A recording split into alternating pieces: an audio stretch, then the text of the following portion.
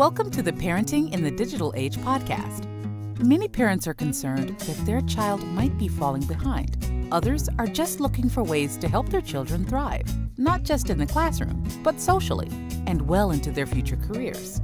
Each episode, we explore the challenges facing parents in the modern world, from behavior, education, and nutrition to device and gaming addiction. We interview a range of leaders in the area of childhood development to help you successfully navigate parenting in the digital age. Here is your host, Jamie Buttigieg. Hello parents and welcome to the Parenting in the Digital Age podcast. Today we're very excited to be joined by Ashley Wall, a former educator, imaginative storyteller and founder of MamaBear Books, a boutique children's book publishing company with a heart for nurturing creativity and literacy in kids. With a passion for empowering young minds and fostering a lifelong love of learning, Ashley's taken her experience as a public school teacher and turned it into a mission. That is to inspire children and families everywhere through storytelling. And in this episode, we'll explore the importance of storytelling, the impact of reading from infancy, and how parents can foster creativity in their own children. Let's dive in.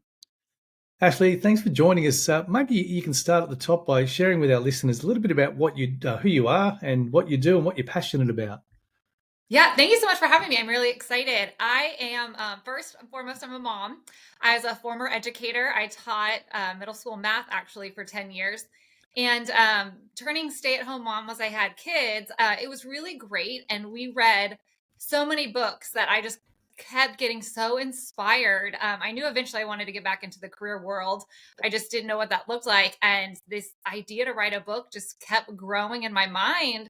Talked to my husband. I said, I want to write a book. And he said, great, let's write a book. Let's start a publishing company. And so I started writing and wrote my first book. We started MamaBear Books. So we are now also publishers, and we bring on others, other people who are similar to me, who have these ideas or these manuscripts, and they just don't know what to do with them, but they've had these ideas for years. And we can help bring their stories to life and really empower and encourage kids through reading and literacy. Yeah, and it's an interesting journey you've taken, because many aspiring writers finally make the leap and write their first book, but you've gone the extra step and you've become a publisher as well. So how did that all come about? Yeah, I like I said, it was kind of in the back of my mind for years, and I would kind of like type little manuscript after putting my kids down for a nap, and then finally was super inspired from a little day date with my daughter, came home, talked to my husband, and I had some, we had some strong ideas for the book and the series and what we wanted to do. And we were looking for, another business. And he was like, well, we'll publish it ourselves. And thought, how cool would it be to help others, make their publishing dreams come true? And so we said, we'll start a publishing company. And it was literally a conversation on a Sunday afternoon in our backyard. And it just kind of kept going from there. We started researching, we started learning, making connections with people. And I haven't looked back since. Well, looked back a few times, but You do. The journey of entrepreneurship isn't easy. Well, maybe that can be the next question. What are some of the challenges of kind of being your own boss? Making this leap from middle school maths teacher to entrepreneur and author. What are some of those challenges along the way? There have been, we call them our education. I have 2 math degrees, but I don't have, the writing. I have a lot of ideas, so I've had to bring on a lot of amazing, incredible editors and illustrators and just the book design and learn the publishing world. I'm an avid reader, so I know books, but the publishing side, I just learning a whole new aspect. And we're still growing and learning. But just all the learning, we've made a lot of mistakes, but we've learned from every single one of them. We've met incredible people who have helped us along the way. It's been amazing to be my own boss, but sometimes I'm like, I don't know what I'm doing. Can someone tell me what to do? So that part can be challenging too. But, we've been blessed to have a lot of amazing people to help us. Yeah, that's so true. It's the learning curve. I see a lot of entrepreneurs in our own circle, and I think that learning curve, particularly that first 6 to 12 months, is often the hardest, because you're learning. It's one thing to say I love food, but it's another to say that I can cook, right? Oh, yeah. But making that leap requires a whole rethink and different journey. So well done on taking that leap. So let's talk a bit about. I mean, our audience are parents, and why is reading from infancy so crucial? So, like, I'm talking like really young kids, pre-readers. Why is that so crucial to their development? Kids' brains are developing rapidly from the very beginning. We don't even think about it. You have a 1 month old, and their brains are making so many connections, and you're building that foundation, that foundation that you don't see right away. It builds, and they're hearing the words, they're watching, especially, that 0 to 2, they're seeing your mouth move and they're mimicking your words and your mouth. So when you're reading to them and they're looking at you, they don't always have to look at the picture. If they're looking at your mouth too, they're mimicking their words. They're learning how to put sounds together to form their mouths to make letters and words. And then as it grows, kids who are read to daily, when they start to read in that kind of pre-kindergarten, kindergarten, first grade, they're picking up, they've heard so many words. So when they're starting to sound them out, boom, they know them. And so it just really helps lay that foundation for learning to read. And then it develops their imaginations, their creativity. They're able to empathize better and think critically better. And it just really helps all around on that brain development. Plus, when you're cuddled up with your kiddo, it's also some bonding time with parents and kids too. Yeah, so much to unpack there. You hit on a lot of different points and important points. But storytelling is certainly, in my view, is one of the best ways to teach those life lessons or values to kids, because Yes. books go well beyond entertainment. Books go well beyond literacy skills, and they really do, particularly for the those that get into after infancy, of course. They become tools for personal growth, emotional intelligence, and as you pointed out, things like creativity. So, what are some practical tips, perhaps, for some parents listening who want to encourage a love of reading in their children?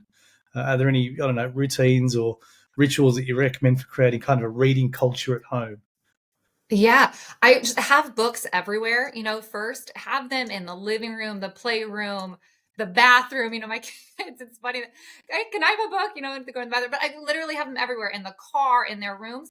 They will pick up the books, and even if they're looking at them, reading to themselves, that's really beneficial. And then they're used to having them. Make it fun. Some kids just naturally love books, and some kids need a little bit more help to sit down, and just, you could do funny voices, help them find the dog on the page, or get them interacted with the books. They want to sit on the floor, go to the library, and they can check out books that they're interested in, and then they bring them home and they're super excited to get to read them too. So just having books everywhere and making it really fun, and setting, like we do, we'll read anytime my kids want to read, but we go up and we have a reading time before bed. And, it is hard at the end of the day when they're like, oh, everyone's tired, but they're like, one more book, one more book. And they always want to keep reading, one more book. And it's so good for their brain. So we have to remember, okay, one more book might take 2 or 3 minutes, maybe 5 at the most. But what their brains are getting is so important for them to stay up for one more book. But sometimes one more book becomes 10 more books. It does indeed, and it's a wonderful way for parents to help even reluctant readers really fall in love with books. Yeah. What advice would you give to parents, perhaps, who might worry that their children are more interested in screens than books? How do we compete with the digital distractions? It's tough. Um, don't make the screens an option. We have books in the car, or we'll have little games in the car. I know, like, sometimes in the car it's easy to just give a screen, but if it's not there, then it's not even up for debate. We've seen our kids in the mornings too. It is like, okay, put on a show, make breakfast, but it changes their brains, when there's a show or a screen. And so during the week, no shows. We don't have the TV on anymore. And it has really changed it. And at first, parents who their kids are used to having screens in the car, are used to having screens in the morning or at certain times, it will be a little bit of an adjustment, but the kids will adjust pretty quickly. I would say have the books out, or have, a little craft out in the morning if they're used to having screens first thing in the morning. Help them make breakfast, help them, have them do other things, but have that stuff out. It's kind of hard for kids who are used to having a screen to go find it on their own. So pull out a couple little toys, or pull out some crafts, or have some other things that are there from the beginning, instead of like, screens off, let's go play. Just don't even have that as an option. And then that kind of made me think too, is one thing too, if you are, because screens are helpful sometimes, or, we just want to watch a movie or whatever. So on the times when you do have a screen, I like to pull out toys and like start playing myself. And the kids are like, what are you doing over there? And it'll kind of pull them away naturally versus just shutting it off and then they're screaming and it's chaos everywhere. So what's your process then? So for those listening, there may be a parent who wants to, follow in your footsteps somewhat and write their book. They've been thinking of this idea for some time. Can you walk us through the process of how do you take an idea for a children's book and get that to a published product? What does that process look like in a basic form? Yeah, I mean, first start writing. When I first started, I just wrote and all kinds of manuscripts all over the place, and some kind of I would get stuck and some really took off. I did a lot of like kind of brain dumps where I just like set a timer on my phone and just wrote everything that came to mind and then put it all together. And then one thing that you cannot skip on is editing. Get professional editors. They're out there. You can get really great ones and that'll really bring your manuscript to life. Be open to the changes developmentally, and then making sure it is copy edited as well. And then decide, now there are so many options. You can self-publish if you want to put all of your resources behind it, market, advertise all of yourself. There are, go with the big publishers. You get an agent and submit to big publishers. You can do small publishers like us. Typically, you don't need an agent for that. You can submit on websites. So there's a lot of different ways they can do it. But first, just start writing, get yourself a good product, and know the market. If you're writing to kids, know what kids are into and what they like. And, another thing I did is, what do I not want in a book too? Like that's helpful. Is I like, as a parent reading out loud, there were sometimes I was like, I do not like reading this book. I do not want to read this book anymore out loud. So it's also good to know, what do you not want in your book too. So just really knowing your market and what point you're trying to get across. So I'm curious, right? So AI is, sort of taking off and everyone's using AI. There are so-called authors now who are just literally using AI for the whole process, using it for editing and whatever. And I've got my own views. I think at the moment AI isn't quite there to produce the quality that a human can produce. I think that there are people trying to, monetize really poor ideas and there's poor execution. And you can tell the difference between a human written book and an AI generated book, and maybe that'll change. Maybe AI will get better as we go. But what's your view on, AI written content and books for kids versus human written content, human publishing for books? Yeah, it is tough. It is, my husband is in the tech industry, so he's always like, you have to work with the technology and, be open to certain things. And so I get that. And, he's shown me some things that are, helpful to help, you're stuck on like, how can I write this sentence a little bit better? And it is helpful versus like having to go find maybe an editor just to rewrite your sentence. And then those are your own words. But, it's taking the creativity from a person. I still think, same, like I want my illustrators to be people that I can work with and we can collaborate and get creative with. And that's the thing that I'm building with my kids and, other kids when I do book readings and stuff, is that creativity and their imagination. And I don't want them, to just type it into a computer and it does it all for them. That's the same thing screens are doing. So I know that technology is evolving and we have to evolve with it, but on the creative side, I still think that we should be writing our own books. Yeah, I think so. And, it's important to support authors, support, publishing houses, even particularly small publishers. Yeah. There's parents need to be careful, when I'm on Amazon or something looking for a book, it's getting hard to discern what's just been kind of cookie cutted, AI written by somebody trying to make a quick dollar, and versus someone that's put 2 years of work into their book, and they're vastly different product. But it can be sometimes hard for parents to pick the two, and hopefully there are, I don't know, maybe there are things in place where they have to identify that this has been written with AI versus written in a human sense, because it would be a sad world where we lost that human creativity. How do you, I agree. Go ahead. Oh yeah, I was going to say there are, I have been asked, when I'm uploading manuscripts and stories and stuff, like, was AI used to create this book? So I don't know if it labels it anywhere, because I always say no, because we don't use any AI. But I would be curious to see, the ones that say yes, is that like, asterisk or fine printed somewhere on the listings? Yeah, good. Something to look into. Yeah, but I'm curious. I might go down that rabbit hole one day and try and investigate. So you mentioned working with illustrators and other professionals to bring your stories to life. what does that process look like? Because I think at the beginning, or maybe pre-show, you talked about having an illustrator in Australia. So how do you collaborate with illustrators, and what does that look like in terms of a process? Yeah, so well, we start with our editors, and I've kind of built up a team now that we've been doing this for a couple years. But I've met them. There's this website called Readsy that's really great at putting professionals, and they vet the professionals, and then people who are looking for editors, marketers, illustrators together. And so I work on the editing side, and then I've found kind of a team of illustrators now that I've used, like the one from Australia. He's been amazing, and going back to like a beginning point that we talked about on your struggles and how have you learned and grown, he has been such an amazing part of it, our growth, because of his experience in the industry. So yeah, I kind of sent over the manuscript to give an idea of what I want to look like. We kind of, like, for my series, the day I had, we developed what we wanted these characters look like.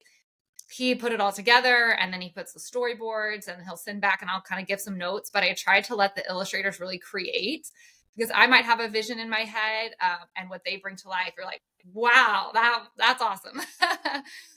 So it's such a fun process to see your words, and then now you have these characters, and I feel like they're real little people. Yeah, definitely. So, mate, for those listening, we haven't really talked about any of the books yet. So, tell us about your best-selling book, or your favorite book, or your first book. Give us a bit of a synopsis as to what that's about and what age group it's pitched at. Yeah, it's kind of all the same book is kind of your answer, is the answer to all of that. The Day I Had series is my first one. It also was our first book. It came out in September 2023. It's about these 4 kids who just have really big imaginations, and their toys kind of come to life for a day. So the first one's that they had a bulldozer, and they have construction vehicles for the day. And the kids are just really empowered to use the vehicles and make their own decisions and have teamwork and kindness and friendship. And then the next one is Dinosaur. And then our March release is a fire truck. So they're firefighters for a day. And so it just kind of continues to empower them to use their imaginations and to work together. And it's also really silly and fun. We want kids to love reading. So we want our books to be fun and engaging. And we want parents to enjoy reading them as well, but also teach kind of our streamlined lessons, or kindness and friendship, encouragement, empowerment, all that kind of stuff. Yeah, it's important, and it's wonderful to see those core values being built into the books, and really helping parents raise great citizens. Yeah. In what ways do you think writing and publishing has shaped your own relationship with your kids? Oh, it has been really interesting. I didn't really know what to expect, honestly, going into it. But my daughter, especially, she's a little older. She's 6. She has started her own little business now. So she makes jewelry. And when we do, local markets and stuff, and we set up our booth and sell our books, she'll have her own little table and sell her bracelet. So she's like, I have my business now. So it's really been such a fun thing to see her, grow as a little entrepreneur. And then they both, my son and daughter, my son is 4, will want to write stories. And, even my son will take him out to markets, and he's like, well, you should read this book.